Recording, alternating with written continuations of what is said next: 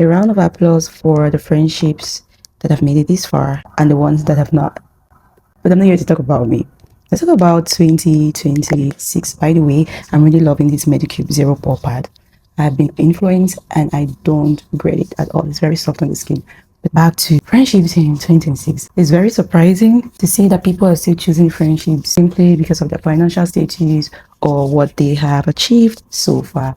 Of course, there's nothing wrong with networking. There's nothing wrong in having people who can inspire you, but I'm talking about befriending someone just because they have money. No value system, nothing. There's nothing more to their wealth. You don't even care about how they make money, but they have money, they have a particular title, and you love it. You just want to brag about that.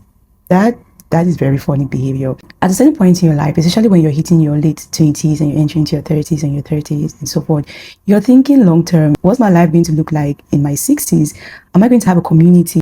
At that age, as an African, the idea of old people's homes does not come to me naturally, because it's not the culture for us. But loneliness does not care about your culture, your complexion. It does not care. I think that if you're someone, for example, who desires marriage and you're going to get married, you want to really look at community. Again, you're choosing people based on their value systems. Who is this person? What are their values? And do they align with my own values? Marriage is not, I've never been married clearly, but marriage is not something you want to do alone. Yes, it's very private. It's a holy matrimony. You don't want everybody in your marriage, but as a couple, you need a solid community around you because sometimes it's going to get crazy. You need a healthy community around you. If you're going to have kids, there are days where you want to take a break from your children because children are a blessing, but sometimes they can be a lot. Sometimes you just want to send them off to someone and have them be there for a day or two. If you've not built the right community, who you send your kids to?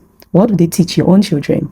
Because mind you, gone are the days where we just send kids to people just because we know them. I need to know what you're going to teach my kids. For example, if you're one of these people who keep saying, love is love, my children will never come to your house. Because what do you mean love is love? Imagine you're teaching your child the Bible, teaching them about Christ, and then there's someone around you who really does not care. They're just into witchcraft and all sorts of things.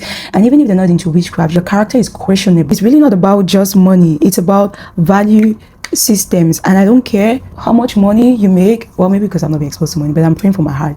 If you are not a good person, I don't want you around me or my future kids. 2026, let's choose rightly. Let's stop choosing people just because they have money. Okay, and you have money, and then if you are in your 30s, I do understand friendships at that age could be a little bit tricky. I mean, like, it's really hard to make new friends at a certain age, but there's nothing impossible for my God. If you desire new friends, start praying and asking God.